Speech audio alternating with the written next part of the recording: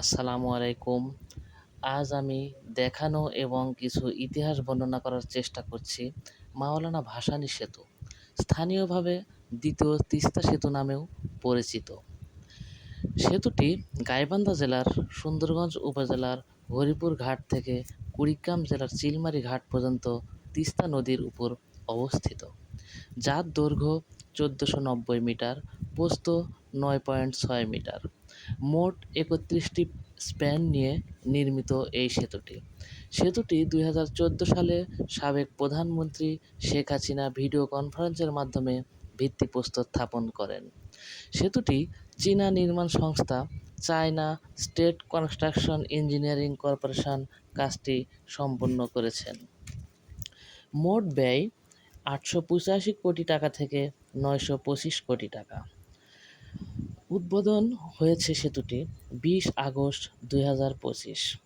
এটি এলজিইডি এর ইতিহাসে সর্ববৃহৎ সেতু নির্মাণ প্রকল্প।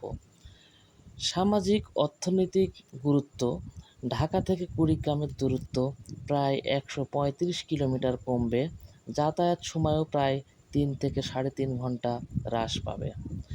গাইবান্ধা, কুড়িগ্রাম, লালমনিরহাট সহ উত্তরাঞ্চলের যোগাযোগ ব্যবস্থা দূর-দূরান্তে প্রসারিত হবে।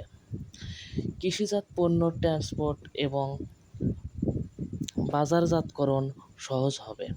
৩৫ লাখেরও বেশি মানুষ সরাসরি উপকৃত হবে প্রভাবিত অঞ্চলগুলোতে। বিতর্ক: স্থানীয় মুক্তিযোদ্ধা ও শিক্ষাবিদ শরীয়তুল্লাহ দীর্ঘ আন্দোলনের কারণে সেতুটি বাস্তবায়ন সম্ভব হয়েছিল বলে কিছু জনগোষ্ঠী দাবি তুলেছিলেন সেতুটি তাঁর নামেই নামকরণের জন্য। সরকারি ঘোষণা অনুযায়ী এটি মাওলানা ভাসানী সেতু নামে সংজ্ঞায়িত করা হয়, যদিও তা নিয়ে কিছু বিতর্ক চলছে।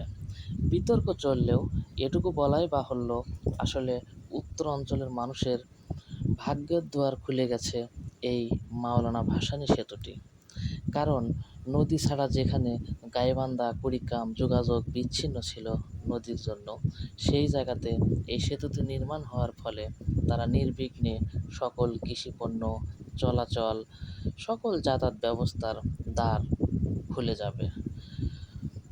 এই জন্যে এই সেতুটি বলা যায় এই দুই জেলার জন্য বিশেষ করে আশীর্বাদ স্বরূপ।